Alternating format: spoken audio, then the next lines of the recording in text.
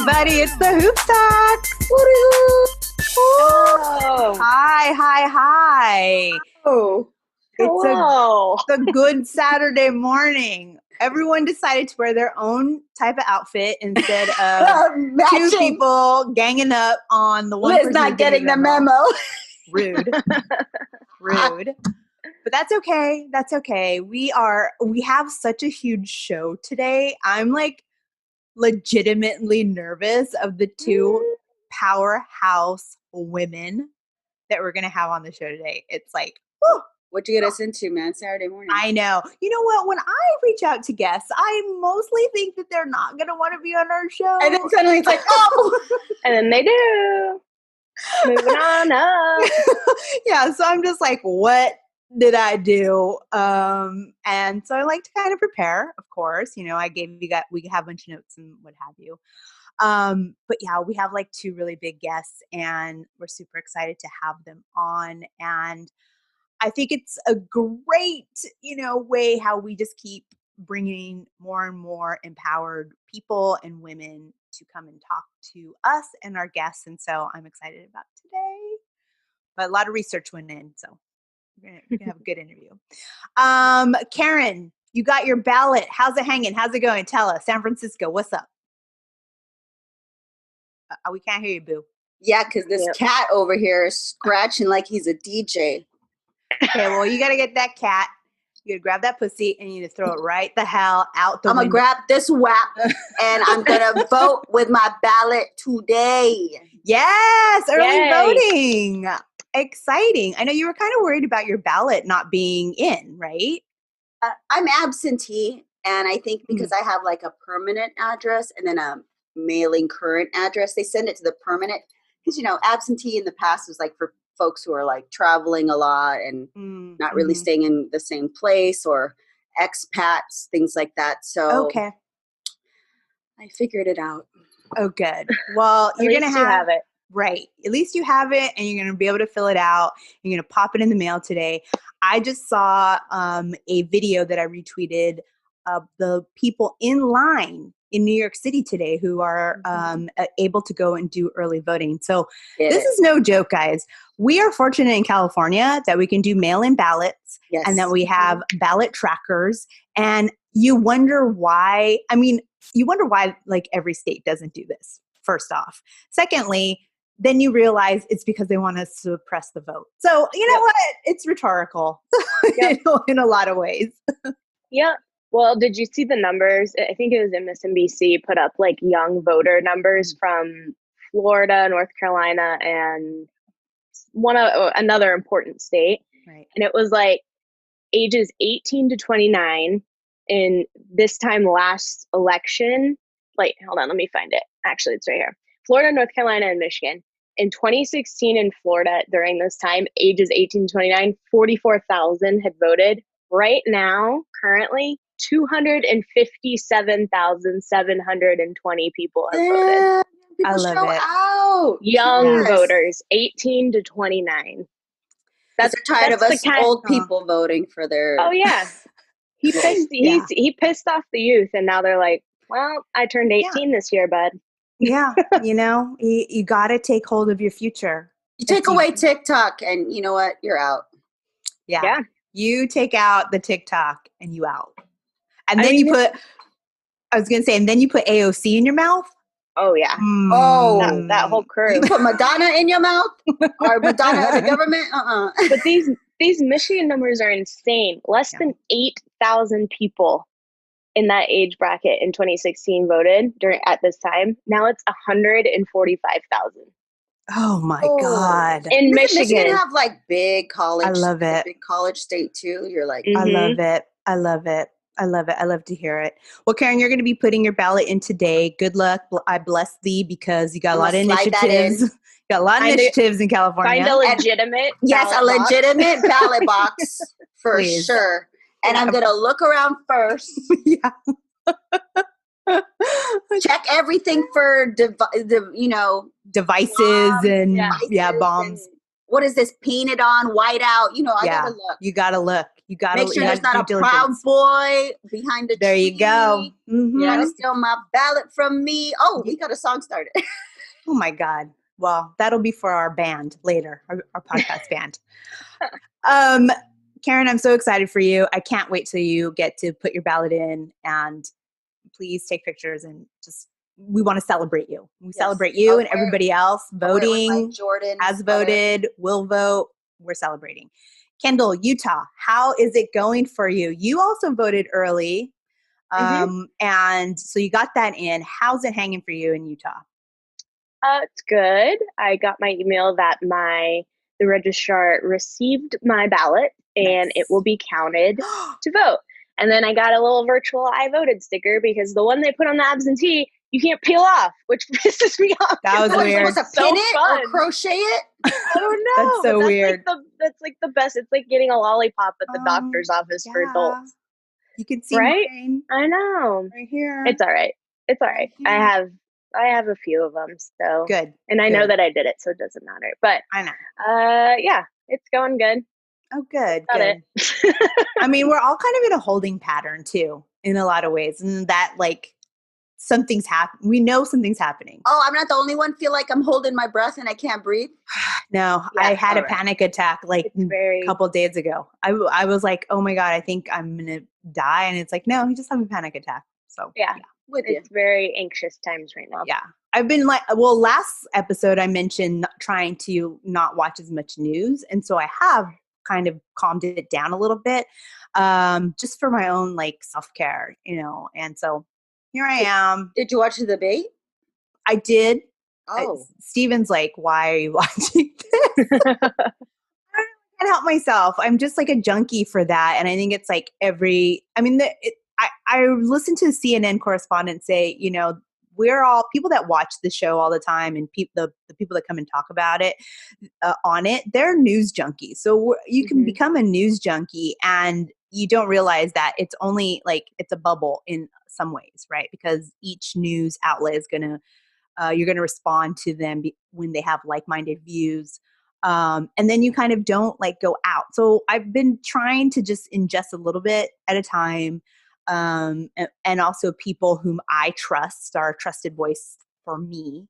And yeah, just kind of go in between with streaming Netflix and, movies and Halloween movies and, getting ready for my big move, which is happening, which, you know what, like, hey, we just have the balance of an election on the line. The character of the United States is on the line, and hey, I'm going to go ahead and do like major life-changing moves. That's all, That's it.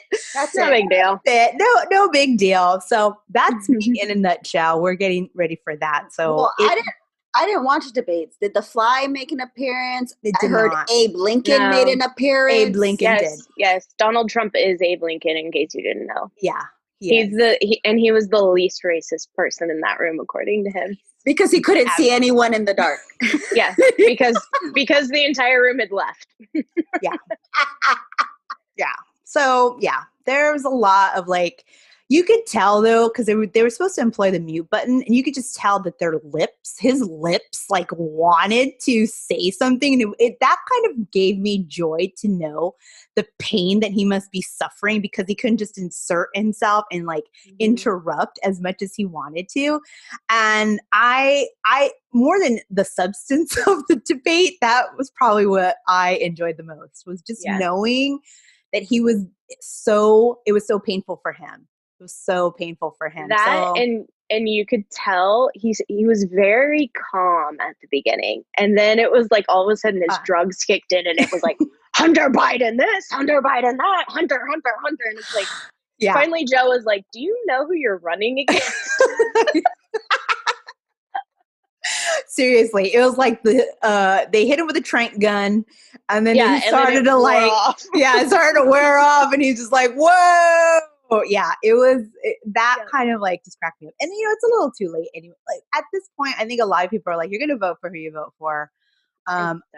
It's done. And hopefully, we get the outcome we want, which is not him as president.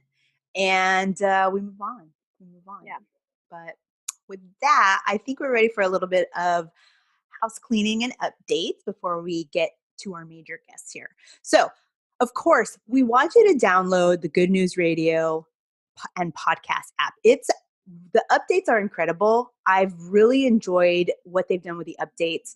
And you know what? This is a Black-owned business. This is a local Los Angeles business, and it's all about inclusivity of voices and perspectives. We're proud to be a part of the network, and the app, it just gives you access to so many of other shows that are in the network, but ours, of course, which premieres on Wednesdays at 6:30 p.m. So make sure you download it now, or update it now if you haven't, because I believe after a certain month they're going to start charging, and it's worth it. I mean, it's like the amount of a cup of coffee for a whole month of exclusive people of color creators, Black creators. It's quite exciting. So please make sure you download that. We're super excited that. And I got excited for the notification on Wednesday to remind people to check the show out. I was like, oh, our names. I know, and spelled right. And with the correct logo. Oh, I know. I love them. They're so responsive. We have good managers there. Also, you can also subscribe to Apple Podcasts and Spotify. I would say go with Spotify over Apple Podcasts. We will do replays there later after our premiere. So, if you don't run it back in the app, you can always run it back in there. But I would recommend just use the app. Plus, you'll be able to chat with other people. There's a chat function. It's very cool. That's all I'm saying. And, also we all worked for a company that makes apps. So, the development of an app. So it is a huge undertaking to create an app or take an old app and update it. And so bravo to Keith and the Good News Radio station and the peeps. Also, you can follow us on Twitter at The Hoops Talk Pod. You can follow us on Instagram at The Hoops Talking. We're also on TikTok at The Hoops Talk Podcast. And of course, you can subscribe to our YouTube channel, The Hoops Talk, so you can see our lovely faces, the lovely faces of our guests, all of our fly, outfits. Today I'm wearing a blazer. I'm wearing my I voted sticker and my Biden-Harris Aurora James cap, so you can see all of that good stuff happening. So that's it. If we're ready, I hope I'm ready, we're going to bring on the wonderful, empowering mentor, entrepreneurial women for our next segment. So with that, we'll be right back.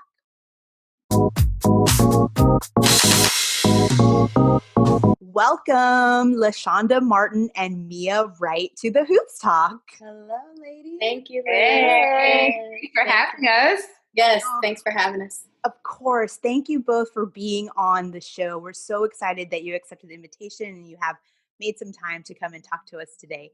So before we start, I'm going to just do a bio for both of you, for our audience. And as I tell all my audience, I learn everything about everyone on the internet. So if it's wrong, if it is wrong, please correct me. You have all the rights. Oh, God. So, LeShonda Martin, you are a former collegiate basketball player and the founder and CEO of the Sports Sorority, an online community that connects emerging women leaders in sports. And Mia Wright is the president and director of the National Basketball Wives Association, a nonprofit charitable organization for the wives and significant others of the NBA players, and a former singer, from what I understand. Which we'll have to hit on that a little bit later. But For sure. Accurate. That was accurate Google information that you got there. I'm good. Okay, good. I wanted to talk a little bit about your past collaboration that happened just the September 11th, actually, on this year. You both, the Sports Sorority and the National Basketball Wives Association, collaborated on the first annual Standing in Sisterhood Summit, which was an event that you created to have solidarity and to nourish women in the sports community with a focus on mental health, lifestyle, and social justice. Yep. And from reading more about both of your organizations, the common thread that I've kind of gathered from it is really about empowerment and connectedness of women who lead in sports. So if one at a time, if you could tell us like what was it in your career or in your personal journey that made those particular pillars so important to your organization and to the collaboration that you created? Mm-hmm. I'll kick it off. Sure, go ahead. So I think that's definitely a 2-layered question. The first layer is like, what in my personal life made me feel that women's empowerment was like something that needed to be threaded into essentially everything that I do. I was raised by my mom, a single mom, dad in my life, but it was just mom and I in the household, only child. I saw her not take excuses or not really. I don't know. She just always had a go, driving, ambitious spirit. And along her journey, I always saw her reaching back, always, and helping women develop, through business, personally. And so it's just something that I saw. Like, it's just something. So when I encounter people that don't have that same spirit, I'm like, well, where's that come from? Like, it just doesn't, it's natural to me. So coming up in the MBA lifestyle and segueing from entertainment, I kind of had a different perspective getting into it anyway, because it's kind of the one and the same, right? And so I kind of knew the yes men and the circles and all those different layers that you navigate. I think for me, what I saw that I did not really subscribe to was this like hierarchy thing that was happening. And for no good reason other than somebody's making more money than the next, and this has nothing to do with the woman individually, right? Yeah. Yeah. And I saw these like little fissures and divisions, and I just didn't like it. Like, the type of person I am, I'm a social butterfly. I come in, I'm giving everybody the vibe that I want to receive. And then to like come into this team, I was young. I won't name years or teams. But I came into this situation and clearly green to this specific lifestyle. Sure. But like, it was very cold. And I was like, oh, I just didn't, I had to learn a few interesting lessons. But I think I was able to connect people by just kind of bringing everybody down to like who we are as people, like at the core, like not these layers and illusions of, what lifestyle can give you, but like, who are you at the core? Like, I want to know your story. Right.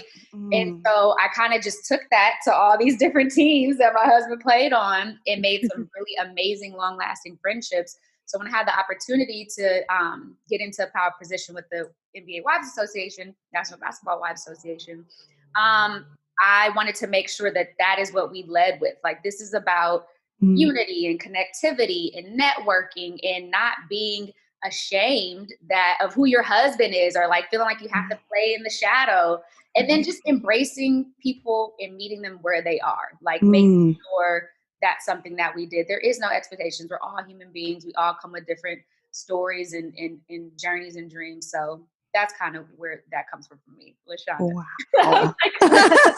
Wow. Yeah, that's a lot. You should go first next time. Seriously, but no, I love Mia's story, and just if you follow her, you will feel that energy and also the love she has for her mom. So hearing a little bit more about that backstory and just how powerful her mom was, it makes so much sense in who she is today and how she's leading the organization. My story on a personal level, I'll try to keep this brief, but just playing sports is kind of what I feel like it was naturally in me. Like, when you talk to me about women empowerment, I just feel like that's so it's core to who I am. And I just believe that started as a young age playing sports. I saw a lot of talented, powerful women. I obviously saw the disparities between women in sports and men in sports. And, but I was in a position to be around the best athletes. And growing up in Bloomington, Indiana, female basketball players, we were treated a little bit differently. We did have a little bit more respect, because if you're from Indiana, you're a Hoosier. Pretty much everybody's playing basketball. You're a fan or you're playing.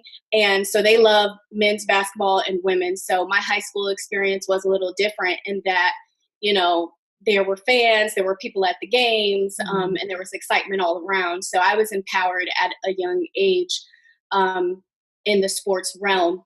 Now, fast forward to after college, when I married my husband, who happened to be a professional football player at the time, 2015, I Googled actually NFL wives to find a community of women to connect with, because, as I'm sure Mia can attest to and others in the lifestyle, it can be isolating for both, but a lot of times for the woman, you're moving away from friends and family, and it can be isolating. So it was no different for me at the time. I had moved to Jacksonville. My husband was playing for the Jaguars. And so I hadn't yet met the women yet. So when I Googled NFL wives, instead of finding a community to connect to, it was all these articles on the hottest and sexiest wives of the NFL. I was like, wait a minute. I was this is the narrative. This is all that's being discussed. And so that struck a chord with me. I had a problem with that, the stereotypes in the conversation was, outer appearance, it was trophy wife, and also those negative stereotypes of she has nothing going for herself, she's with them for the money, all of these things. And so that's when I started a blog to really with the intention of changing the public's perception of the wives of the players. And so I wanted to interview the women, showcase their talents and what they were doing, and just show a different perspective. But soon after I launched that blog, I started getting DMs, emails, all these messages saying, thank you for being a voice for us. Thank you for providing this platform. It's so needed. And I quickly pivoted, because I realized that rather than focusing on, creating a new narrative and trying to change the public's perception of us as a whole, it was more important to create a close-knit community for us. And so then that's when I really doubled down on bringing us together, empowering us. And then that blog turned into a magazine and events and, what you saw earlier this year. That's awesome. That's awesome. I find that so interesting, because it's still very prevalent, the trophy wife, the fabulous lifestyle, the Real Housewives situation, you see a lot of that. But to actually hear from people that aren't in that spotlight in that capacity, like what you felt going into that, as a real personal journey is so interesting. And I think that's a huge takeaway, maybe for a lot of people that are just like, hey, this is, what do they have to worry about? They got the fabulous life, which actually, Mia, it brings me to a interview that I read of yours that you did for Undefeated in 2018, where you do mention that managing our husband's brand is the one thing that binds your organization together. But from the outside, it looks like a fabulous life. But when you take on that role as an entrepreneur, it comes with a lot of responsibility, including setting the tone for future generations and the communities to strive and thrive. How that was in 2018. How in the past 2 years do you feel that you've been able to evolve the National Basketball Wives Association under your leadership to fit more into that statement? Yeah. So when that article launched, we had just done our first Women's Empowerment Summit, which was in Los Angeles. And if you've been following MBWA, that's like taken a life of its own. It's now one of the kind of most sought after events to attend during All-Star Weekend. I think it's maybe one of the only female-driven events during All-Star Weekend. So just to see the growth of that alone has been really incredible, and just who has been a part of those events, the conversations, the level of conversations that have been had, and the fundraising opportunities that we've had for organizations has been really amazing to see. I think for me, what's been really cool is to see so many women from the organization starting to feel really good and confident about coming out as their own entity. You know what I mean? Right. Like there's so many young women that were doing things and maybe in a way that was like just very cautious and like, you know, like just walking that fine line of not wanting to do too much. But I've seen these young girls and these young women like feel really empowered to step out on their own and to create these, you know, very visible brands, and their husbands being super supportive. Like when I was coming up, that wasn't a thing. It just, that was the culture. Like the culture was, you're the wife, you have, and I don't want to say this in like a derogatory sense, but it just is what it was, right? I think we all evolve, cultures evolve. And so back in 2005, when I was up and coming around, it was just like, you, the wife, you know, you did maybe some charity things, you attended some events, but it was very much a position that was not really meant to be like next to your husband, if that makes any sense. It's kind of like you're at the right. You know what I mean? And so now, and I love it, and I always say between Aisha Curry, Steph, Gab, and Dwayne, like they have kind of been the leaders of like, no, it's partnership. You know what I mean? Like we're stronger together. And so I love to see that. Like to me, that personally, I think that is kind of the effect of what we've been able to do as an organization. And then on top of that, just seeing also on the charitable side, what we've been able to do through Books and Ball. And even though COVID kind of hit everybody, you know, left field, we still see amazing charitable acts going around. I know Lauren Holiday and Drew Holiday committed their entire 2020 salary to their fund. So people are really, and even now with all of the athlete activism that's happening, it's been great to see just people stepping out front and using their platforms in that way. Right. Yeah. It's interesting that you're like, both of you are taking from personal journeys and then having that courage to kind of use that to create the voice and then the platform. So you're not just like, hey, this happened to me and I'm going to watch the world go by as everybody else figures it out. You're like, no, I actually figured this out. So let me help you. Let me give you some, you know, choices, a platform to speak your voice or learn your voice or how even to navigate the worlds that you've been put in. And LeShonda, I know as a former player, you were, and I got this from the internet, you were an NCAA student athlete at Mercer University and Emory University. How would you say that, you know, in keeping with the idea of your personal journey, how would you say that you were able to translate some of that dedication of playing as an NCAA player, right? Playing into what you're doing with the sport sorority. And are you seeing, you know, like to Mia's point, when she came in to this, you know, world and how it was to what it is now, are you seeing as current players, you know, they're learning more branding, they're getting more money, you know, are you seeing a difference? And do you think it's something valid from what you were in when you were a former player to what you see with former players currently, and also how former players are now transitioning? You know, how they, like Chiney Umake, who is working with ESPN. What do you see there as, you know, your time this now and your journey to how you created sorority? A lot of great questions. Yeah.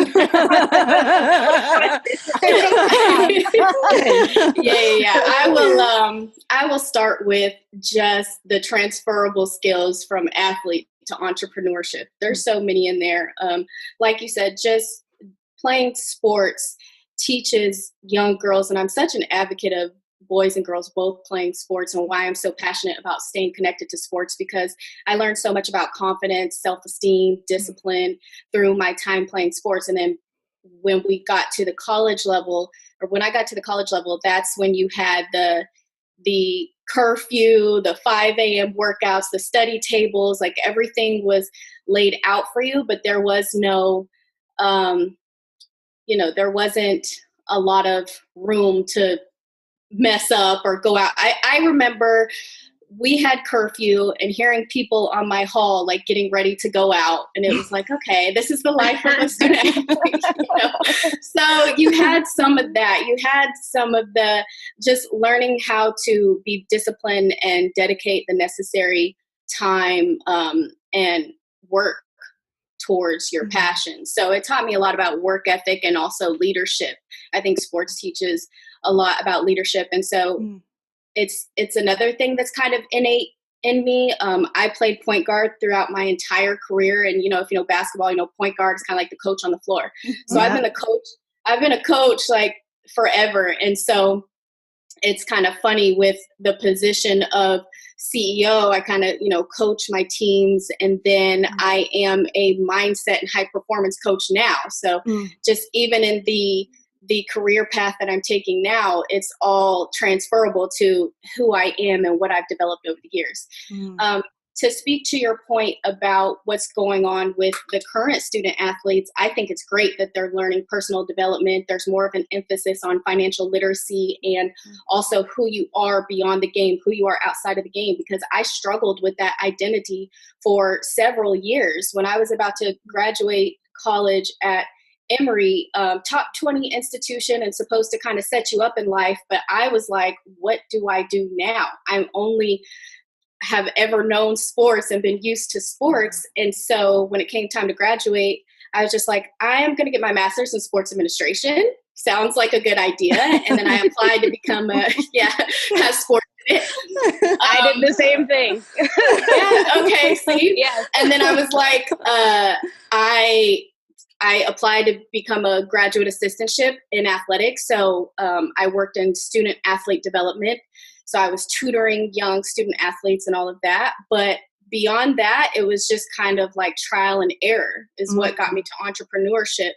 And so I think it's great that the question is being asked of these young athletes earlier on. Like, okay, it's great that you want to achieve this dream, but what next? And also, I think it's important for us to continue to raise the visibility of the careers beyond sports that are just as great, just as cool, and will set you up for life. Because you also have to look at the statistics of professional athletes that are, going broke within 5 years, 3 years after they play. Yeah. And so, we as a society have to do a deep dive to change those things. And so I think the conversation of personal branding is wonderful. And, what we do at the sports sorority, that's why I decided to rebrand from just the professional athlete wives conversation with women in sports in general, because I thought about young LeShonda, 19, 20 years old, graduating college, not knowing what the next step was. And I said, I want to reach back and I want to counsel and give some clarity to these young women who I know are going to have the same questions that I did. I love that. Oh yeah, no, I love that so much. I think I've always been someone, I think us, as the podcast, we've always been someone that says, let's just keep giving as much information and education. People are going to do what they are going to do with it. Right. So you don't need to hoard those things, which just put it out there. And, as soon as everybody rises together kind of in a way, thinking a little bit about that too, it seems like mentorship is something that's really, really important. I know all three of us have worked at tech companies, and mentorship has been, or currently work, sorry. I'm the only one who is my own boss. So they still work at companies. But, as part of, one of the big things was women in STEM and women in tech, and how the lack of mentorship is a huge issue. It's a huge blocker. That's what like 3% conference is about, and those types of conferences, that the key is when you have a mentor, then you have the access and, it's the networking and what have you. What are your thoughts on mentorship, and who are your mentors to do what you do? I think mentorship is everything. Next to your like parents or whoever your initial guiding blocks are, like those are the people that keep you accountable, right? That can give you a blueprint and that can give you just that honest, candid information or advice that you will need at every turn, whether it's your relationship, whether it's, career. And so for me, obviously my mom is like one of my huge mentors.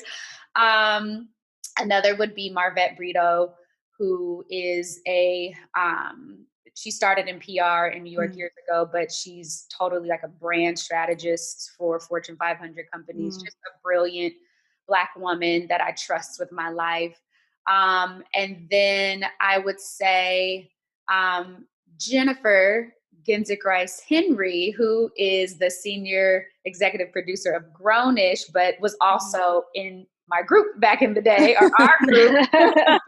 And so definitely, she's like the big sister, her and Enrique, the big sisters that I've had but never had. But I'm segueing back into the entertainment space. And so Jenny has played a huge role in that. And we have some really exciting things in the pipeline. So those three women definitely are my go-to pick up the phone when I need help, which is rare. I don't really like to ask for help. I know. Right. I know. And LeShonda, before you answer, I want to hit on that point because it is so, why is it that us women that will create our own organizations, we will make our own podcasts, we will be like, that's wrong. So, I can't sit at this table. So I'm going to build a table and I'm going to make it why is it so hard for us to ask for help? Is it weakness? Is it what is in us? I don't understand. Yeah, I think it's personal for everyone, like what that thing is. And it's probably something from childhood. I think for me, is just the expectations that were set from my mom were like perfection. Sure. So not really, but close. Yeah. And so, I don't know. She just was huge on accountability. So for me, asking for help somehow translates to I'm not doing my job the way that I know that I can, which is probably not right. And I might need some therapy, but we all need therapy. Right. Yeah. Everybody can benefit from therapy. Therapy is not a weakness, right? It's not. It actually shows strength. So why do women have trouble asking for help? I think it's a mindset thing. It's a pride thing that if you really dig deep, it can actually be an issue of self-worth, right? Like we take on so much within ourselves. An easy example is if you have kids, because I was a culprit of this. I used to do this. I used to think that accepting help with my kids made me somehow a lesser mom. And like, it looks like you take on this martyr mindset that like, I'm proving my worthiness by taking on all these different roles and taking on so much. And in the process, you're only hurting yourself and those around you. So it really is a deep issue of self-worth that you have to, get through in therapy or with a coach or something. My take on mentorship is that it's everything, just to piggyback off what Mia said. And that's why we just launched a mentorship program through the sports sorority. And so our first cohort is 7 women that we matched up with women in the industry. Just a couple of examples I'm really excited about. We had a mentee who, in her application, she said her dream job was to work at ESPN. And so I matched her with someone who's on First Take right now. Wow. Yeah. And so I get to read some of their session notes, and I saw how their first meeting went, and she was teaching her all about her elevator pitch. And I'm just like, oh, this is so great. Like that's everything to me. So in my own life, like I said before, I used to have a lot of trouble asking for help. Not so much now. I've been joining, my mentors are really those in mastermind groups and who are doing what I want to do in coaching. So my coaches right now, my mentors are Brennan Bouchard, Lauren Jono. She's someone I meet with. I have at least an hour conversation with every week. And we dive into my own mindset. And if I ever have if I ever have any limiting beliefs, we nip it in the bud right there. And I like right after our calls, I'm journaling, and it's great to reflect on that, right? Like how we evolve, and I can even look back and say, oh man, like I was caught up on this last week. Like why? And you're able to work through it and keep going towards your goals and whatever you want to achieve. So yeah, mentorship is everything. And I look forward to bringing more, more mentor and mentee connections via the sports sorority and mentoring young women myself. I match people, and sometimes I overlook the fact that I'm mentoring these women, every day. And it's something that I enjoy. Wow. So excellent. Yeah. Mentors is definitely, cause I know, like, I've always decried, why don't I have a mentor? Cause I just never, maybe I didn't see them as mentors, but I wish I had really much more. I tend to be the one doing a lot of the push through, the one that cracking. I mean, both of these young women here, one was on my team, the other one worked tangentially, and they saw me kicking a lot of stuff around. Right.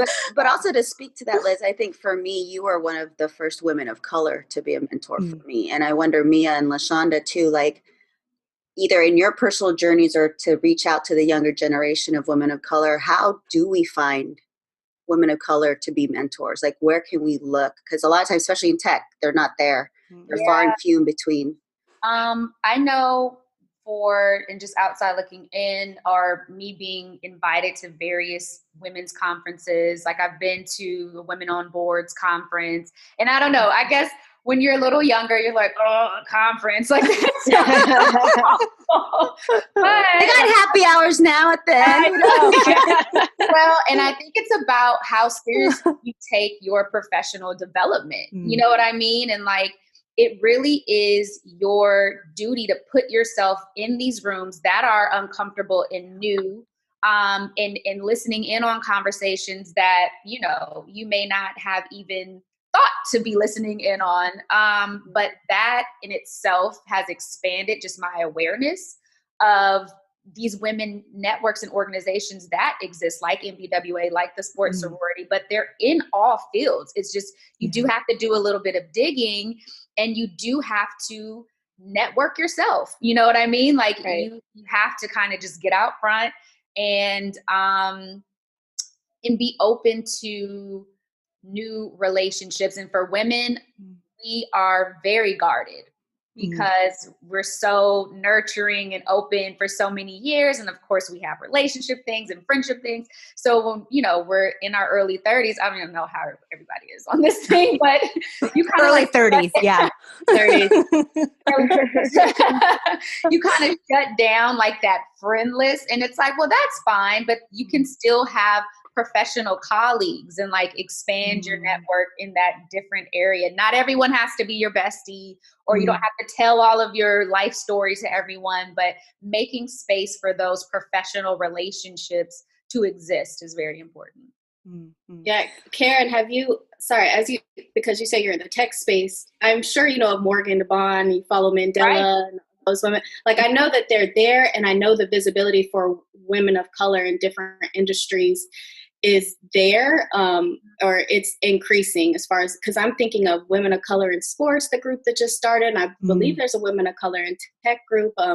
So yeah, I mean, all of those support groups are needed, but I follow some of those women as well in other industries because I think, they're amazing, because I can only imagine how Silicon Valley is, and the culture there, and they are breaking barriers. And so those are at least two women right off the top of my head that I know are doing it. And so get connected to Founder Gym and Afro Tech and all of those things that Morgan's doing. But that's excellent resource. Thank you. That's excellent.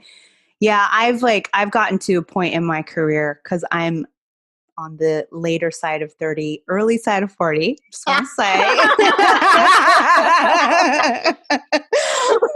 I was going to say that.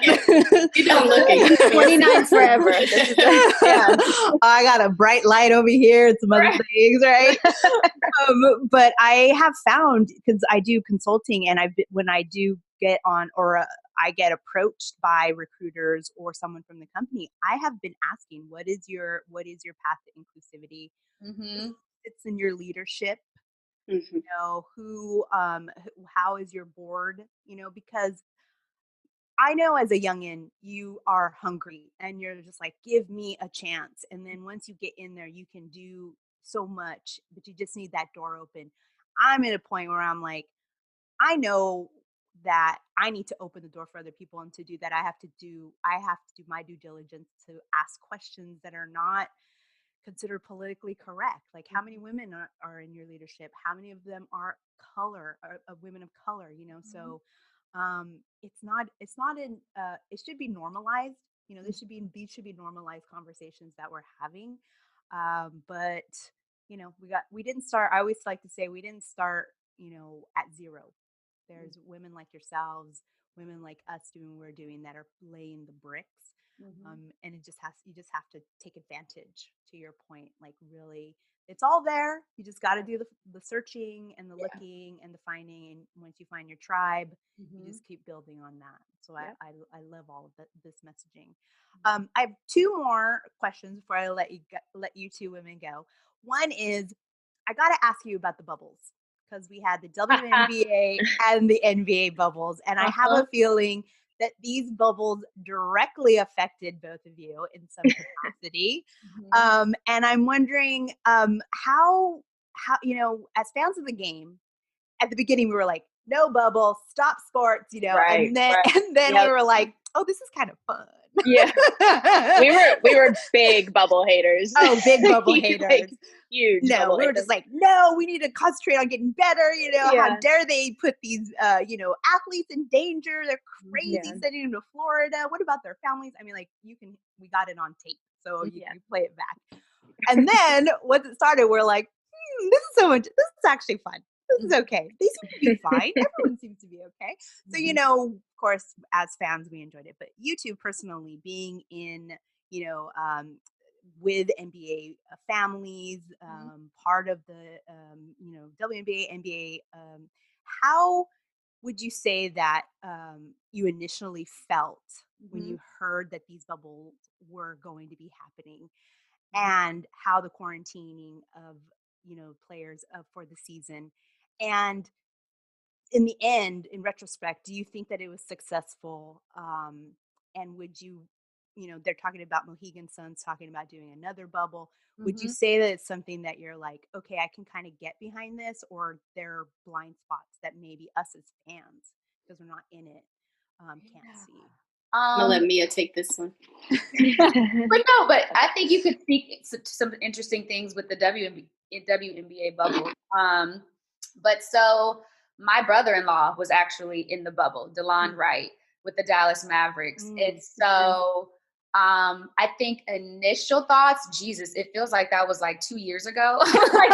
Right? What is time? I don't even remember like when they announced the bubble was happening. Right.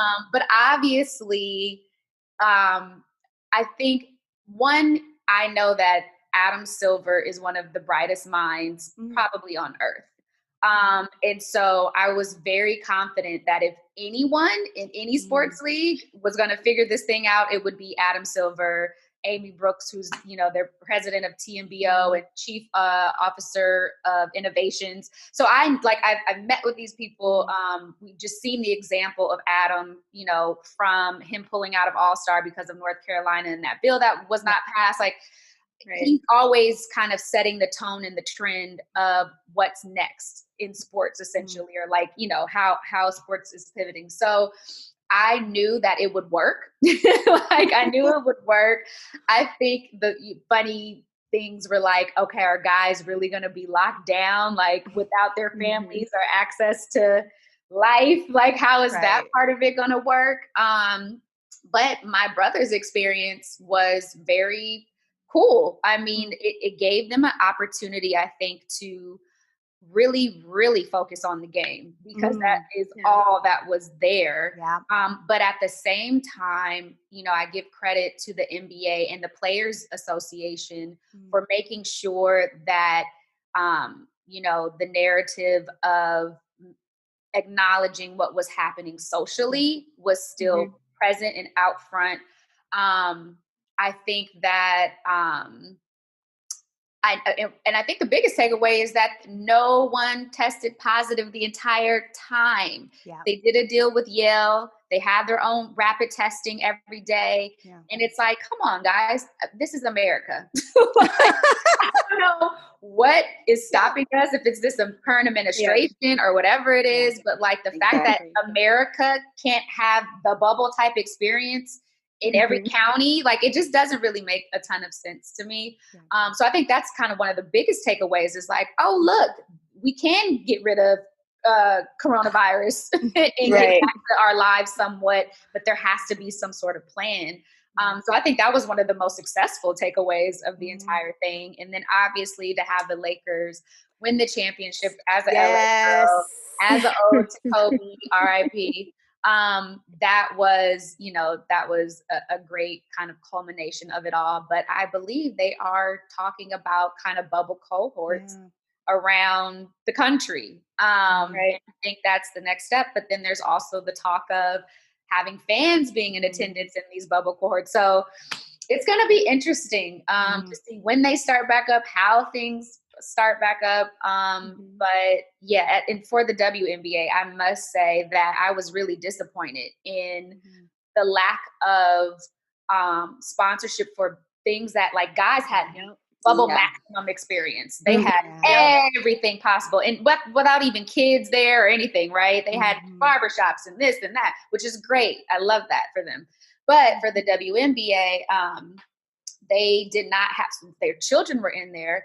They didn't have classrooms. They didn't have like, you know, just kind of the essentials that you would think they would provide. And I thought that was whack. And I don't know who to point the finger at. Right? It was kind of messed up because one of our members, and I won't name her, but she reached out to me like, what can we do about the WNBA bubble? And I was like, well, here's the sticky part is that if we do this and we raise these funds, then they're going to look at it and say, well, why are you giving the WNBA money? Why aren't you, you know, like there's always that two sides of things. But I really give honor to those women who just did their jobs. They didn't complain. You know what I mean? I mean, they should have been complaining, but they made it work like women do always. And I just hope moving forward, there's a little bit more support for the WNBA, just in totality, but most especially if you're asking families to go back to a bubble. Yeah. I love that. Amen to that. Amen to that. For sure. Yeah, I'm just going to add a little bit to what Mia said because she covered a lot. As far as my initial reaction to the bubble and everything, it's funny because when they were going into the bubble, I had my AAU season was postponed. I actually was coaching youth girls basketball and was excited about the AAU season, and then coronavirus, and I was like, great. You know, it was actually my segue back into coaching girls. I had been coaching young boys for the past 6 months. And so this was going to be my first girls travel basketball team. I was so excited. And then coronavirus. And so obviously for safety reasons, our local arena was kind of shut down. So many people gathered. So I just thought that was it for basketball in general. So when I heard about the WNBA and the NBA, I was like, wait a minute, what's going on here? You know, you figure if you can't gather, you can't play sports at the youth level, then why are they at the professional level? I will say the one or the positive about the WNBA bubble was the visibility around the Black Lives Matter movement, around Breonna Taylor. And I just love how they used that moment to really honor her, to shed light on what was happening, on what's happening in our country with police brutality and all of that. And they knew that the cameras would be there, that they were going to have some kind of coverage. And so in that isolated situation, they really made the most of it and were at the forefront. And they even, you know, there were the male athletes that were like, okay, the WNBA, like they've been doing this. They've been activists for a while, but then you had new people kind of privy to what they were doing. And I just loved how a lot of the NBA players started wearing the WNBA hoodie, the orange hoodie. You started spotting that everywhere. And so they really were able to capitalize on that moment. And then, I was just happy to see one of my favorite players of all time, Sue Bird, her. Oh, yeah. So I enjoyed that. Yeah. Yep. That's awesome. That's all. I too am a Laker fan for life. So let me tell you, I was super happy. These other two, I don't know. Okay. Well, I'm a real Wright fan. And he's retired now, but I guess I have to go back to being a Laker fan. There you go. One more question before we let you two women go. And you don't have to share if you don't want to, but we've been very focused on voting and getting out the vote. So we were wondering if you would share with us what your voting plan is. Biden-Harris is the voting plan. Right there. Yes. Right there. I will say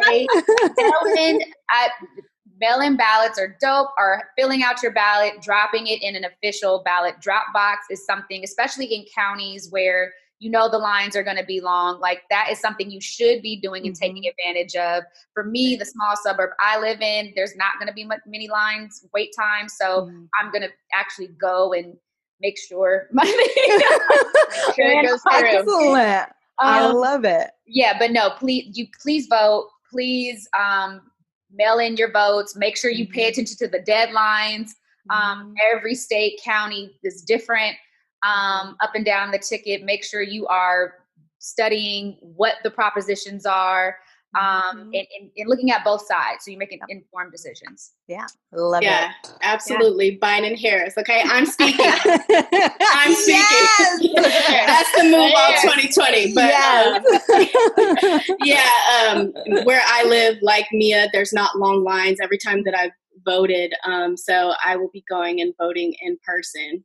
Nice. So, yeah. I love it. Yeah, I love it. We all did mail in. I got mine accepted by the registrar. So we're good. Yes. We're good. Mail-in work. You can mail-in work. So mail-in work. Secure and dropping your ballot in the ballot box. Absolutely. Just do it.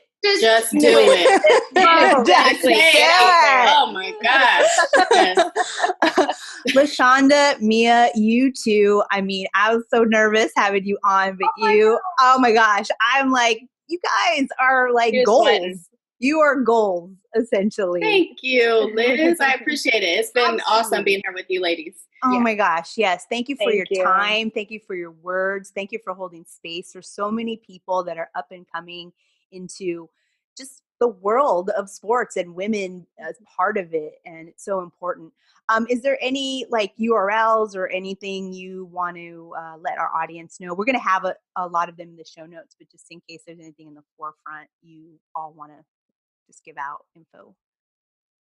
Yeah, I mean, just follow MBWA on socials. Our follower count's ticking up. I know this we're in our butts in that area. Excellent. Follow MBWA at MBWASSOC, and then I'm at Mrs. Mia Wright. So awesome, awesome. Follow the journey. You can follow us at the Sports Sorority, and I would just want all of your followers, whoever's listening, tuning in, to know that if you are a woman in sports looking for courses, mentorship, or you just want to follow a page that's highlighting women working in sports and who's up and coming, #Women Belong in Sports, go ahead and follow us. And the URL is thesportsorority.com. And then you can find me via those channels personally if you want to reach out and connect that way. Excellent. Everybody will want to connect. So thank you. Have a great rest of your day. We totally appreciate it. Thanks for being on the podcast. Thanks, ladies. Thank you, ladies. Have a great rest of the day. Bye. Bye-bye.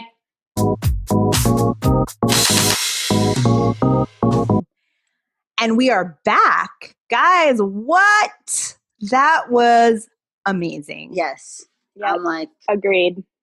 what do I need to do today? Besides vote. But you know what? That's a big one. Journal, network, get a mentor, build work on my side hustles. Yeah. The mentor mentee one is a tough one for me because Liz, yours is like, you know, you got to be my boss, so that was easy. But to seek out someone that you know is already probably busy as hell, and you're just like, I know. Yeah. Well, maybe in the sports sorority they have like something that details how to ask for a mentor. Right. You know, there's definitely resources where you can ask for that. And I highly recommend. I mean, I know we don't like to spend money, you know, per se, unless we are putting, you know, merch on or buying some food or you know, I understand it's easier to spend money when you have like the direct rewards, but I cannot tell you how much it worked having a career coach. A career coach was so essential because it really helped me post my last job at Verizon Media to become my own story and how to thread the story that I had for my job. And I think that was really smart to do. So I cannot recommend enough to get a good career coach. So I'm just so thankful that LeShonda Martin and Mia Wright had time to come and talk to us. And it is something that I hope everybody gets something from because it was incredible. It was an incredible moment. We're so fortunate. So fortunate. Moving on to sports in the age of coronavirus. Corona. I wish it was just a bucket of Coronas because you know what? We could all use that. Why not? First off, the NBA Board of Governors met to discuss the 2020-2021 season because why not? Confusing me. Like I see January, I see Christmas. I'm like, come on. Well, potentially they want to do a Christmas start. Okay, because historically, you know, that's the NBA showcase. Everybody knows that, you know, and NBA doesn't really start until Christmas for a lot of us. And that's when you have like 6 games and it's the marquee teams and kind of what could potentially be a playoff series. So, you know, that's definitely a showcase there. Other owners are saying, you know, maybe they start mid-January for during the MLK holiday. In any case, they really want to push the play to get the full 82 games with the playoffs. And they want to do it in arenas with fans. You know what? I just don't understand that part. Like, we just came off a successful bubble. Why are you trying to rush in this season in 2 months? It's literally November. Yeah. It's basically November. Yeah, and like, they're wanting.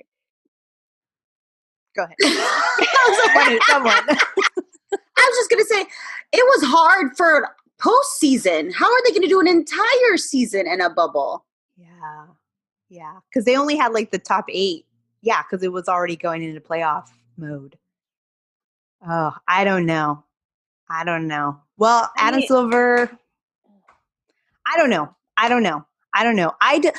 That's fine if they want to try to do, but I'm fine with doing another bubble if that is what they want to do. But I'm not as confident with the playing in the stadiums. Also, because that just gives people like the cue that they can be irresponsible. You know, that things are okay, and that might be the case when you're, you know, in an institution that's going to pay you well and have those protocols. But it's not going to be okay when you're trying to like get your Chipotle and someone just went to see a basketball game and they, you know, put their mask as a chin strap because they wanted to drink their Budweiser. It's like, no, people get loosey-goosey. Let's be honest. I mean, come on, you know, let's be honest. When condoms and drunk. How are you gonna squeeze in if you're starting your season already like 2 months late? Yeah. How are you gonna squeeze in a full season of 80 games, and then like you just keep like pushing every other season and messing up every other season after that? Like, why wouldn't you just like, I don't know. It's so weird to me. Like, these guys are never gonna get a break. Right. And then if you start Christmas, everyone has to quarantine 2 weeks away from families, not celebrate Christmas with their families unless they're going to Right. open up the bubble for everyone's immediate families. And then I'm like, well, what about like Lou Williams? He's going to have both girlfriends? Like, what's happening? Are they going to have a pool of like single ladies for the single guys to like what? Where are the Instagram models gonna be? Yeah, is it the bubble club? Like what? Band camp? What's going on here? Terrible. Yeah, It's weird. it is weird. It's getting weird, and I don't know. Like I'm hoping that the Players Association has a little more sense because you can't make time. Like you can't. You would have to have like the amount of 82 games squashed until those times. You're never not playing. I mean, it's ludicrous, which is fine. That's what I'm saying is like, if you want to have a full season, then your season's going to go past what it normally does and go into the next season, the 2022 season after that. Like we're never going to get back to a normal start time. And not to mention, the pandemic is rising again. So why are we having conversations about having people go into arenas? Like, are we all just so great? We're just like, nah, it's not happening. It's happening. I agree with that so much. We just had a day with like 80,000 new cases, which is the highest day on record so far. It's happening all over again. And we're like, nah, you know what? We got to get the people in so we can sell some corn dogs. Corn dogs. People got to go. We got to go. No, I am so agreeing with you. If you're going to do it again, it looks like it's going to have to be a bubble. And I don't know, like, how else? Like, why? So that's what they're doing. They're also so the NBA draft will be a virtual draft on ESPN, and that is set for Wednesday, November 18th, and or is it the 19th? It's the 18th to the 19th, and then this might actually, like, all of the schedule planning might jeopardize the 2021 All-Star Game. Like, who cares? And the All-Star game, but the All-Star game was so much fun last year, or this year. It was this year. Oh my God. It was this year. It was this year. It was this year. Oh my God. This year is not over. Everything was this year. Yeah. Can't believe that. So I don't know. I mean, I've never been like a total huge fan. I'm okay with the All-Star game not happening. I'm fine with that, but I'm just not okay with everything they're going to do that might jeopardize people's health so that they could have an All-Star game. It's like, I don't think that that's necessary. So they got a lot to look at, and I'm sure we're going to hate it. And then as fans, we're going to be like, it's all right. You know, I'm going to be at the game. I'm like, look at me, chin strap mask, drinking my Budweiser. Green dripping in coronavirus as you walk out of there. Totally. Let's see. Also, I know we talked a little bit about this last episode, but the Lakers have been in more discussions to do a possible trade. They're looking at 5 possible trade packages, which include Kuzma and Danny Green. Which I'm like, what are you gonna get, Booze? Like, I don't understand. Another bench warmer. Like, you're gonna have to give more than that. I'm just saying. Yeah. I am just saying. What do you get for that? Well, the rumors are that they have some targets. They're targeting Jordan Clarkson, Hassan Whiteside. Oh, I'm down with Jordan Clarkson. Carmelo Anthony, Kyle Korver, and Jeff Green. Which I'm like, okay, I'll take Melo. That's the only person. You can't have him. I know. Yeah, I think he's shining in Portland. That's not gonna. Okay, Karen. Back off, Great. Liz. Back off. You know he wants to be in LA. You can have Hassan, who wears no, and is like, I have to jump. Or no. We saw Hassan barely be able to like run on the other side of the court pre-COVID, and then during the bubble, no gracias. I also feel like Jordan Clarkson is just Kyle Kuzma with neck tattoos. Yeah, pretty much. Like, they're just like... And who doesn't wear women's power suits. Yeah. Fishnet tank tops. Fishnet tank tops and women's power suits from Mysterious. Like, Boo Boo, did you go shopping blindfolded and run set? Yes. It's called fashion, ladies. He probably wore a fashion blindfold and was like, Westbrook is fashion with his like under boob stuff, but women his construction vest that he wears. Oh God! But this vest cost me $5,000, so it's fashion. Jeez, yeah, exactly.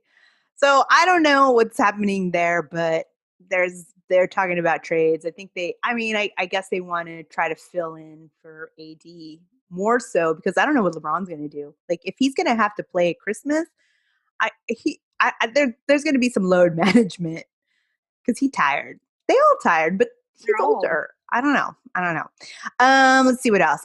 For a little WNBA news, this is per Power Plays News, which is run by Lindsay Gibbs. Comes a report on the percentage of total sports coverage of women's basketball received through the 2020 playoffs. Are you guys ready for these numbers? Can you just not even wait? The New York Times had 10.2%. The Washington Post had 2.6%. USA Today had 2.4%. LA Times had 3.3%. Dallas Morning News 2.1%. And the Chicago Tribune had 0.8%. So there you go. There you go. Chicago, really?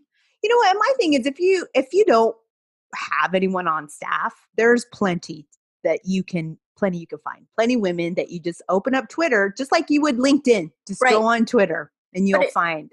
It was like, you know how Sue Bird's sort of comments about why people or the media idolizes women's soccer versus the WNBA and that shit. Yeah. I saw one article. The headline was female basketball player. I'm like, bitch, her name's Sue Bird.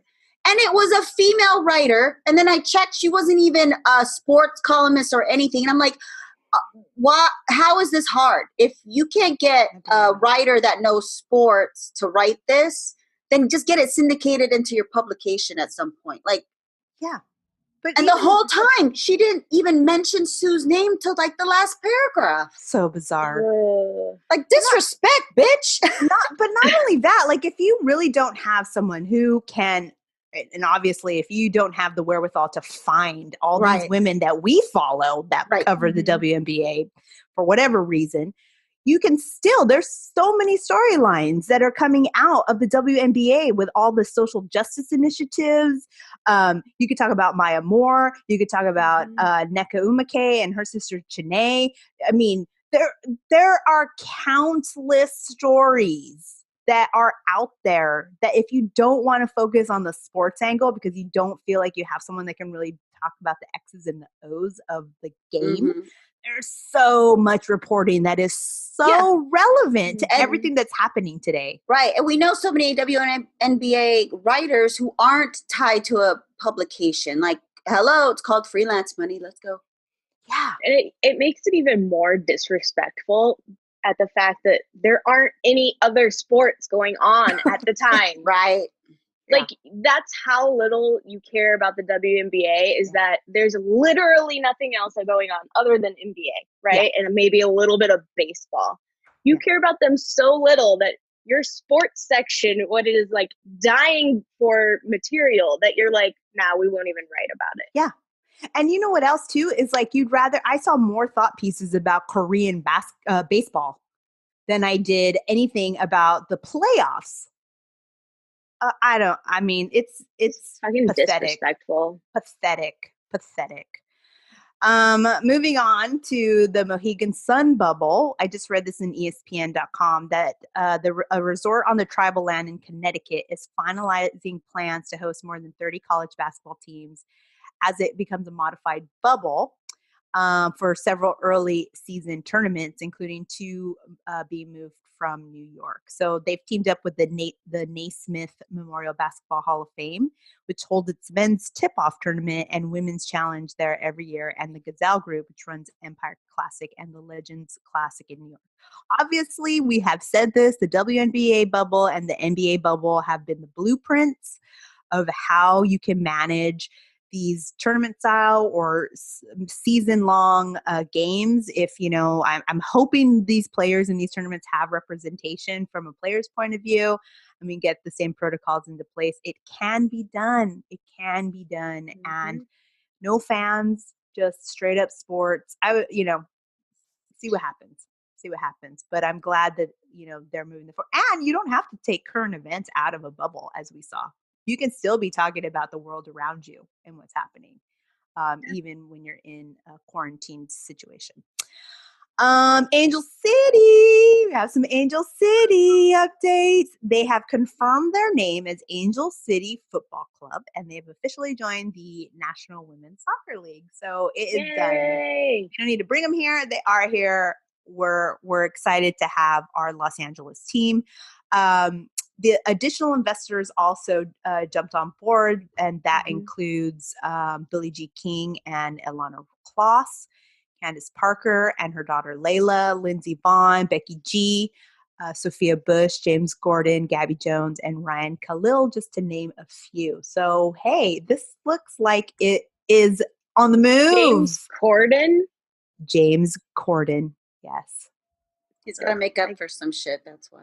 I can't stand him. Anyways, but welcome aboard. That was so presidential of you. You're like, that guy is a piece of crap, but he's all right, I guess. He actually is a piece of shit. We had him at NFL Network, and he was very like, you're going to have to talk to my people and ask them, I need this, I need that. And it was like, you are the worst. Anywho, welcome to the team. I love it. How do we become investors in this? Apparently, they're just opening it up to everybody. So, is this like a Packers situation where the fans can get a little piece of the prize? Can I throw like $1? Yeah, can we do some penny stock in this? Yeah, I'll throw a 50 your way. What's that get me? Let's do a GoFundMe so we can invest. Hey, I'm counting down. All right. In the works. Kendall just came up with a GoFundMe. This time it wasn't Karen. Okay, Kendall, you tell us when that prize pack is ready, okay? Here's the thing. I'm going to open the GoFundMe up, and if you donate, then you get a little portion of my portion of Angel City. There you go. That's how you do it. That's how you do. Hey. I like it. Let's figure that out. It'll be like a Christmas stocking situation that we'll do for Angel City. Stocking. Hey. Get it? Wolf of Wall Street over here. Hey, Leo. Speaking of Wolf of Wall Street, we got Mama Money Karen is going to come up with some money matters here in this little piece of our sports in the age of coronavirus. Karen, hit it. Go. Oops. Yes. Mute. First off. Second, I don't know what y'all, but before I get into the money talk, let's talk about the dumb talk that we've been seeing on Twits lately. About all these dudes, Sue Bird and the LeBron infographic side by side coming in, trying to argue why the women in WNA don't deserve the money. They're like, no one watches it. They don't bring in the money. Yada, yada bullshit as they sit on their couch and scratch their ass. Listen, the WNBA commissioner, Kathy Engelbert, notes that 1% of sports sponsorship dollars goes to women's sports. Despite the fact that 84% of sports fans are interested in women's sports, and women control 85% of the spending power, which we talk about all the goddamn time because, all the time. Hello, Liz, who's buying shit at your house? Oh, me. All of it. I even bought him his entire New York Liberty outfit, get him all the stuff. Outfit. Yes, he could be on a coach, sidelines. Yes. Yeah. You know what I'm saying? That's what I'm saying. So, all these motherfuckers, you want to talk numbers? Yes. What's in your bank account? Because I'm not going to tell you. Yeah, no, not you. I'm talking about them. Okay. I'm like, how dare you? No. But that's what they want to say to me. You know what I mean? Oh, So yeah. that's what they want to say to us when we talk Yes. about the equality of funding and spending. And let's remember a man tweeted it, which thank you. Reminder, you know, the WNBA is part of the NBA. It's not like, what was he saying? He was like, it's not like, oh, someone says that the McDonald's in Detroit just doesn't deserve the same amount of money as the one in LA. Like, it's like they're all the same company. Right. Like, the execs are the ones choosing not to put more energy, not to put more money. So we as fans are saying, put it, because you're gonna make money. We're here hungry for gear. We're out snatching. We're buying. We're finding things on like Poshmark. That's yeah. I'm over here buying kids extra large. Yes, she is. Yeah. Woo! That's right. Yeah. Max. So I'm just saying, we're here. We're hungry. You flaunt that size too. Totally. Yeah. She's like, I can't lift my arms. Kids extra large. Oh, it's just a little tight. You know, I can't really play basketball in it. But speaking of which, you know, for all those dicks out there trolling, there's the great Dick Sports who's carrying that is Candace true. Parker and Sabrina Ionesco jerseys, and we hear they're flying. I just saw tweets. Flying. They're flying. Megan Hines, she just tweeted, I came in, she found a bunch of Candace Parker stuff. She was like, look. And Dick's responded with like, we can't keep them on the shelf. People want. You gotta spend a little money to make a little money. That's all I'm saying. Exactly. You're right. Money talks, like Money Mama talks, okay? We need to get you some like money music into your money. Oh, I got a whole money playlist. But if you want, we can do the Shake the Money Maker. You know what? Lay me a track. Because we don't have budget for copyright. I know, that's true. Okay, we need you to like do the bell that they do in Wall Street. Oh yeah.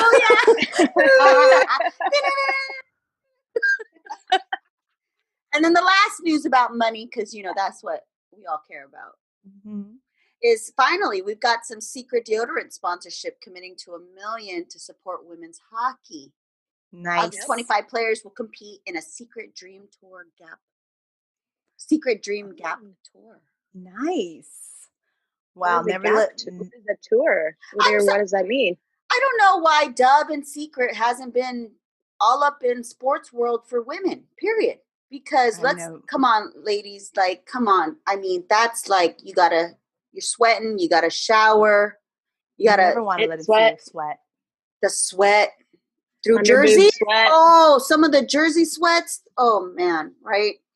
So this is let's see, you asked Kendall, the PWHPA Secret Showcase Dream Gap Tour it's returning to Toronto, and it's the largest ever event to date. It's a women's hockey showcase taking place January 11th and through 12th. While it happened So they're doing it again in 2021. They did it in 2020 and they're doing it in 2021. So nice. There you go. Yeah. There you go. And it's not on our agenda, but I thought it was very important for us to like shout out or talk about. But the Seattle Storm being a sports team actually endorsing specifically Biden and Harris. I mean, that is true. I saw that. That is true. I did see that as well. Yeah. The champs, they don't give no fucks. They're going to be very direct. But also too, and I don't know if both you ladies know, with the news of Angel City, isn't Seattle Storm also sort of privately owned or majority female owned? Yeah, they're all, I think they're all owned by, or there's like 5 women that own them. Mm-hmm. They had them come out when they presented the trophy. Yeah. Yeah. I mean, it's female leadership at the end of the day. Killing it. End of the day. And you know, like I had said earlier when we were talking to LeShonda and Mia, it's one of those things where, you know, when you get to a certain point in your career, you have to start laying the groundwork by asking questions like, are you diverse? Is there inclusivity? Who's on your board? What does your board look like? What does your leadership look like? Because you have that ability to say that. And that's what these women are doing. They're like, we as a leadership know what's right. and we know we're going Joe Biden and Kamala Harris. We know that's right.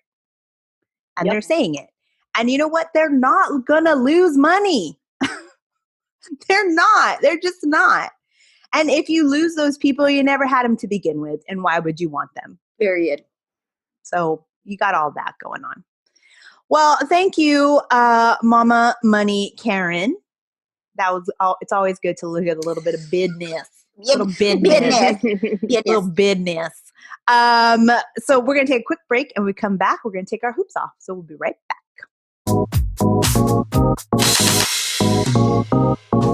And we are back with our final segment, the hoops off. This is where we take our hoops off because we're ready to fight, and we get 1 minute to talk about what we want to fight. So I'm going to go first again this time round. Karen, let me know when you are ready. In 3, 2. So I want to take my hoops off to the celebrities coming to defend Chris Pratt. Absolutely not. I will fight everybody in the Marvel universe for this fuckery. Let me tell you, it was a Twitter poll. It was a fucking Twitter poll. They asked, which Chris would you, get rid of? And of course you're going to say Chris Pratt because Chris Evans, Chris Pine, and Chris Hemsworth are all in my dreams. So I'm not going to get rid of them. Also, you know what? Pratt is problematic. He is in a church that's infamously anti-LGBTQ and non-inclusive in its ideology. He also goes on biblical diets where he does the Daniel fast, where he involves 21 days of prayer and fasting so that gets him closer to God. He talks about how he's an outsider and not part of the blue collar, or he's part of the blue collar of Hollywood, which is something that isn't seen. And you know what, Avengers, I didn't hear you come out for Brie Larson, who was getting death threats when she was speaking about the lack of diversity in the industry, when she became Carol Danvers in Captain Marvel, or you didn't come out for Tessa Thompson or Zendaya for being MJ on Spider-Man. So I'm just saying, Mark Ruffalo, Zoe Saldana, Robert Downey Jr., you can all fucking just shut it. Ooh, you got the extra. Sorry, I had to give a little extra. I mean, I love Andy Dwyer just like the next person, but he ain't it. Chris Pratt ain't it. No. He is problematic. He's a Trumper. He's got to be. Oh, absolutely. He wears "Don't Tread on Me" shirts and shit like that. And somebody went through everybody that he follows on Twitter or Instagram, and it's all police departments, the FBI, Dan Crenshaw, that fucking dude with the patch. It's that guy with the patch. Oh God. Yeah.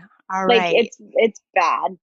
Okay. And the story about him giving up his elderly cat, Anna Faris's elderly cat, on Twitter because it was 15 years old and it was obviously, needing some help. Senior cat. So he just gave it away.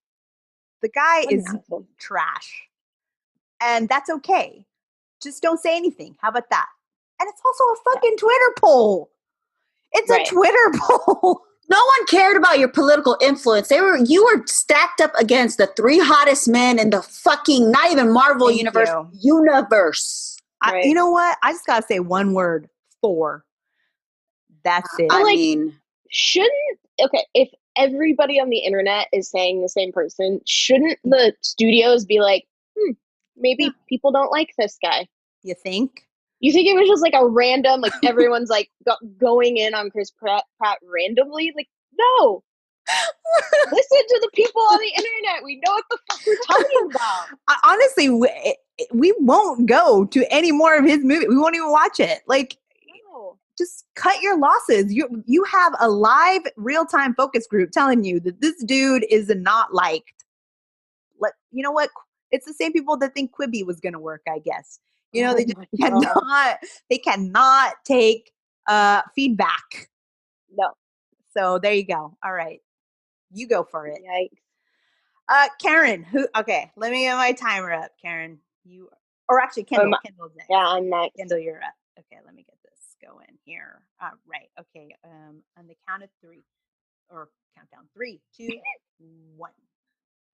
So I'm going in on all of the Republicans that are all of a sudden backtracking and taking back their support of this monster in chief, all because their campaigns are tanking, and his is obviously tanking on fire, covered in shit, as low as it can possibly go. So now they're all wanting to backtrack and be like, well, I didn't really support him on this. I just kind of voted for it because of the party.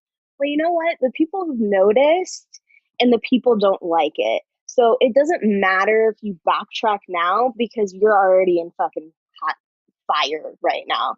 And you should probably get your shit ready on LinkedIn because you're going to need a new job here soon. So I hope you've got all your finances in order and everything's great because you're going to get your job taken from you by people who actually give a damn and don't just backtrack and like support people because of fucking party bullshit. Ah, yes. I love it. So true. And you're not going to get endorsement from anybody. No. Yeah. You fucking spineless assholes. Your and references I'm speaking are low. Mostly to you, John Cornyn from Texas, who's getting his ass beat and who just recently came in and said, well, privately, I didn't agree with Trump's deficit for the building of the wall, but I voted for it anyways.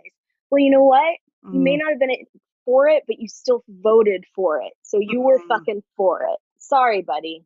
Bye. Yeah. I hope you get your ass fucking whooped. Him, Lindsey Graham. Lindsey Graham's another one who can't stop crying. He doesn't even want to freaking debate Jamie Harrison because he knows he's going to wipe the floor with him. Also, he's like, oh, don't you think it's suspicious how he's getting all that money? Actually, no, I don't. I don't think it's suspicious at all because you're a monster and you're garbage human being. So I'm not. Yep. And I know this is a side note, but like, can we talk about fucking, what's his name's hand? Mitch McConnell. Mitch. Oh, I know. Even I was talking to my aunt yesterday. She's a fucking nurse. She was just like, "That's he's actually like he's decomposing." Is what's happening. Yeah, like Weekend at Bernie's style. Yeah, like I imagine him just being filled with flies, like his like whole like makeup is embalming fluid. Yeah, that can't be okay. Boo, boo, girl, your whole hand was purple and black and brown, girl. Yeah. You need to get that looked at, girl. I'm just saying. It's the rest of his soul trying to leave his body. What he has left. Monsters. All of them are fucking monsters. Fucking monsters. Yes. Okay. Karen, are you ready? Speaking of monsters, I am ready. Okay, here we go. 3, 2, 1. W Slam posted a dope video of Liv Cambage in practice, showing us her skills, her footwork, just amazing stuff. And of course, in the comments, the trolls came full force. First off, to be like, that was a travel.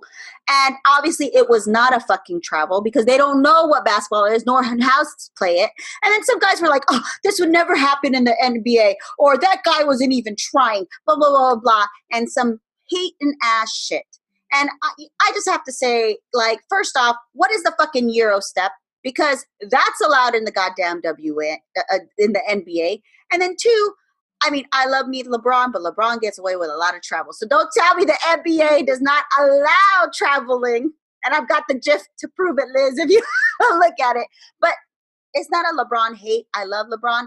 It's that these trolls who see a woman perform at a high caliber, even when she's just chilling and practicing, and then has to hate on it because they got nothing else going on for them. Sad. The WNBA lives rent-free in all of those trolls' heads, and that is the reality. Keep us trending, baby. Yep. Because if we're a discussion, you know what I mean? That's right. They're just down in their mom's basement, farting and eating their scratching their nuts, and got just Cheeto and spit in the corners of their mouths. White claws. Shit falling out of their mouth while they're typing. I could do that. Shut up. Oh, absolutely. We've had past guests that play basketball that said that's exactly the official description of these people. They're like, I would want each of these dudes to line up and put on a mask and go a little one-on-one with Liz up to 5. They couldn't. There's no way they could. First of all, they're all anti-maskers. Oh, yes. And second, their asses are actually formed into their chairs and their couches that I don't think they could get up to do it. Yeah. So it's going to be problematic. So, yeah. Oh, they just can't help themselves, can they? They just have the time. They just have so much time. So much time. And Liz Cambage is a goddess. Oh, Yep. I loved seeing that video. I mean, oh, man, goddess. She is it. She is the moment. I love her. I can't wait till we get everyone back in regular season, safe and protected, and seeing these beautiful athletes. And with that, our hoops are back on, and we're ready to close out today's episode. Again, we want to thank our amazing guests, LeShonda Martin and Mia Wright. Thank you so much for being part of our show today. We also want to make sure that you subscribe to our show. Download the Good News Radio podcast app. We're also on Spotify and on Apple Podcasts, and you can follow us on Twitter as well as Instagram, and we have our YouTube channel. I mean, we are ready. And vote. We can't vote. How important voting is. I know we record on Saturday, and if your voting plan was to vote on Saturday, we hope you did that. You get to the polls. There's people there that can help. Wear a mask, wash your hands, social distance, use your voice, and use it to also make sure you're taking care of other people, because a vote also isn't just for you. It's for other people in your community, just like wearing a mask is in the protocols. With that, ladies, oh my God, great episode. All I can say is, how do we want to keep it, girls? We want to keep it sweaty and petty. Woo, woo, woo, woo. Biden Harris, vote. Biden Harris, vote. We out.